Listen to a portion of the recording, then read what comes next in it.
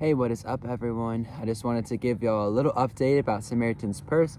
We just got back here to Gainesville, Georgia for a little time of debrief, which I'll talk about later. We came in on Saturday, and so yesterday we just did some rest, and then today we started our debrief. So I just wanted to update y'all about the time that we had in Samaritan's Purse and just what that looks like. So the Samaritan's Purse that we were partnering with was based in Houma, Louisiana.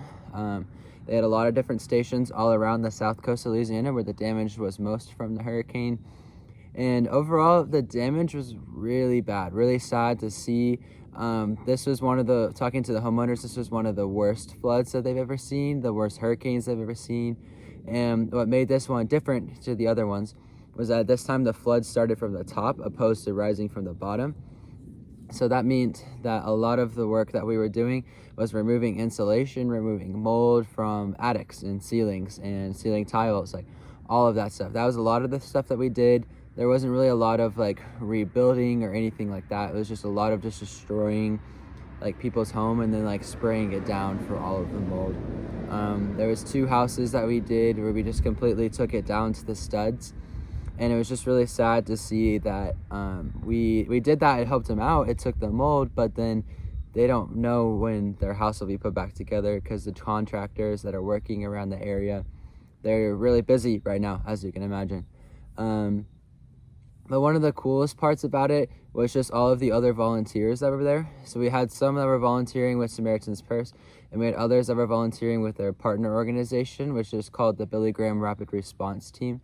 And so what the Billy Graham Rapid Response Team is they're a whole bunch of chaplains, and they go through training in South Carolina, I believe, and then they get trained about how to share the gospel to people who are in a time of need, a time of unrest, a time where they need peace with the Lord. And so they were a main point for a lot of our evangelism. We got to learn a lot from them. We got to learn a lot from the older people that we were working with.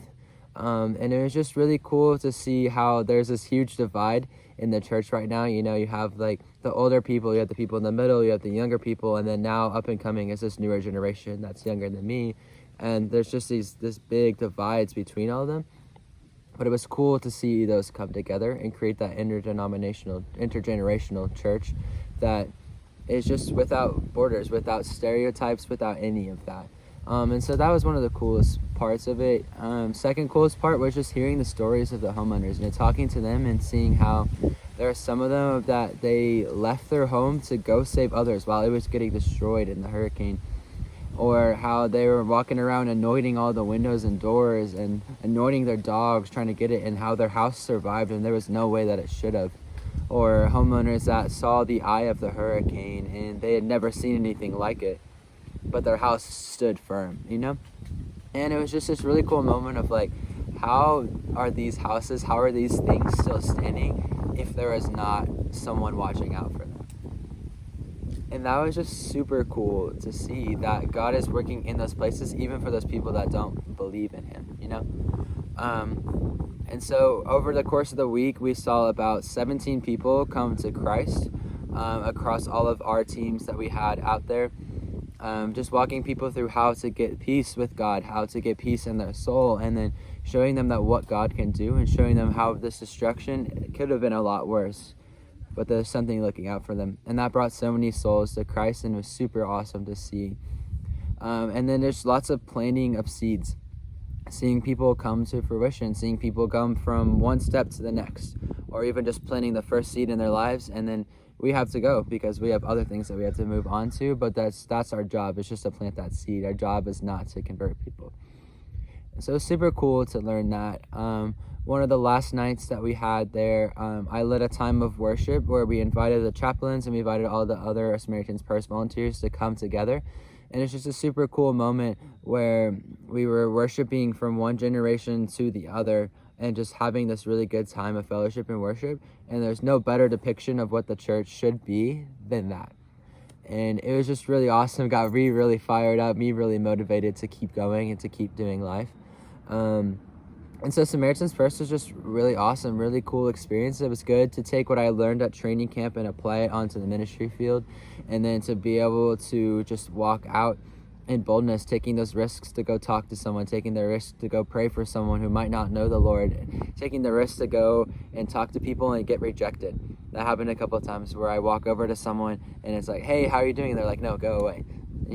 That's just part of it. That's part of ministry. Or those moments when you're ministering to someone else and they start preaching the word back to you. That was super cool, having those kind of experiences where it's like ministry is a two-sided thing sometimes.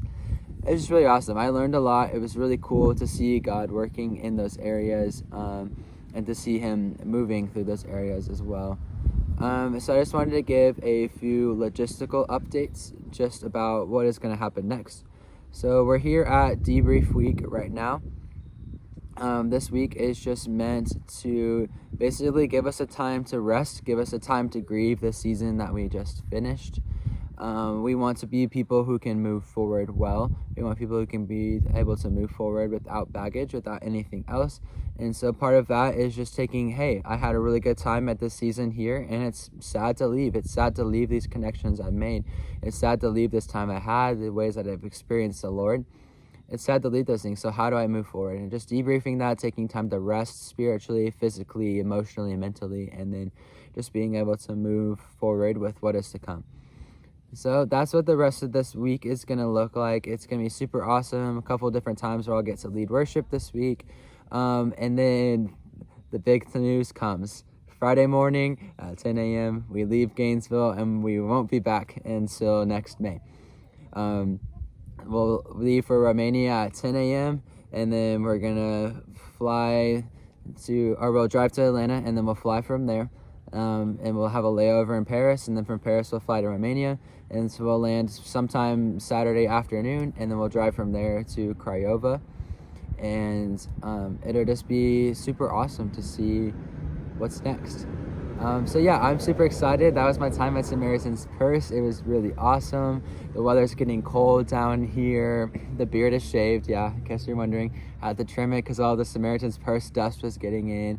We share clothes and beanies here, so that's why I look different than normal.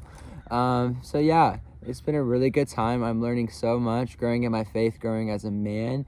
And so just thank you for all who watch this. Thank you for all of you who are supporting and praying me along this journey. And I can't wait to see y'all in the next update.